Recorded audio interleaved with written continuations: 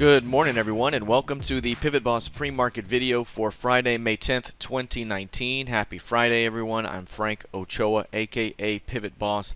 Here is a look at the daily time frame of the ES. What you'll notice here is price formed a decent rejection day yesterday. Pretty good. It rallied nicely and strongly off those lows, but eventually kind of fell back late in the day and closed just above the mid here.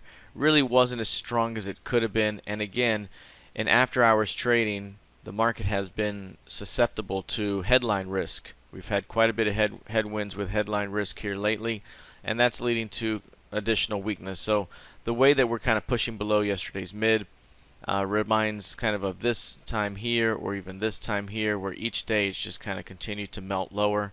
A failed new high to begin the day. The 8-period average is turning down and is now below this 21-period average. So there's a little bit of a crossover there for the first time in a very long time, perhaps the entire year. So this is a pretty weak market at the moment. It would not surprise me if we dip a little bit lower and come drop back toward 2791 to 2800 before finding some sort of support. So again, until we find a strong low, this market currently remains weak, and all bounces are selling opportunities, as this thing just has not found a low. So we'll see if this thing can find a stronger low here pretty soon. Taking a look now at the NQ. Again, similar market here where we have a nice uptrending structure, but we failed to hold below the midpoint, failed to hold again. We got ourselves a strong rejection yesterday, but it wasn't as strong as it could have been, and again, we are now below the midpoint of that rejection day, which is typically indicative of pushing through that prior pivot low. So overall, this market remains weak. You can see again the 8-period pushing below the 21 for the first time. Again, perhaps all year for the first time. In this case, we're below the midpoint for the month, but we haven't quite hit the previous month's low. So we still have another low to hit after hitting and retesting off of that bottom of the monthly pivot range right here this morning and rejecting. So we still have some more lower levels to go. Again, it wouldn't surprise me if we come back toward the 72-75 zone, these recent support levels, before we find some sort of support. But we need to find that strong low that the market can build off of as a pivot and then lead to more highs after it. So again, we haven't really found that strong low. We got to continue to work to see if we can get that. All right, taking a look now at crude oil. Crude oil, this one right here is coiling up significantly. Again, if you look down here, it's tightly coiled on a 3-day range basis. If we make it a 4 or 5-day range basis, just over the last 4 days, again, still tightly compressed here compared to what we've seen normally. It's 50% of average range on a 4-day range basis. And even with that large day 5 days ago, it's still pretty narrow, perhaps not as narrow as it could be, but still fairly narrow. So the point is, right now, if we look at it, say, on a 3-day range basis, because those 3 days are complete and in, whereas the 4 days are still developing, that's why I had it on 3 there. You can see on a 3-day range basis, this thing is compressed here. It's below 65% as of yesterday's print. That means we have a very narrow 3-day range.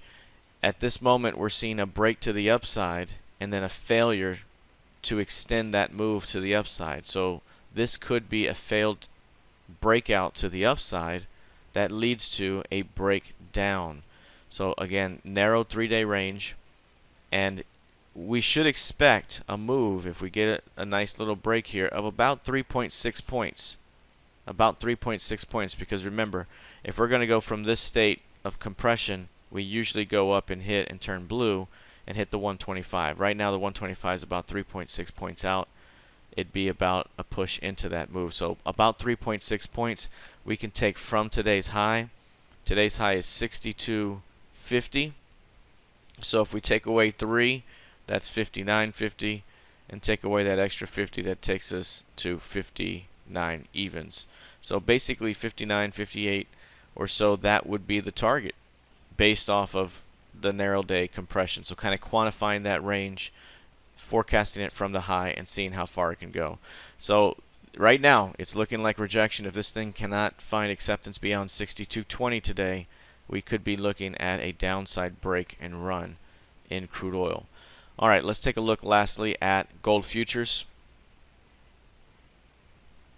Gold is one that's had its opportunity to drop away from the 1290s. It had a great rejection there a couple of days ago. We came into our trigger zone and found weakness yesterday, which was good, but it closed right at the day's midpoint. It closed just barely below the rejection day midpoint. And while it had its shot to really break through 1280 if it wanted to, it just couldn't again. And now what we're seeing here is an inside day, very compressed, and that inside day is trading above the midpoint from yesterday's session and is now attacking the midpoint from the rejection day. So again, this type of behavior where it's trading in the upper edge of this range and trading around value here is indicative of wanting to take it bid.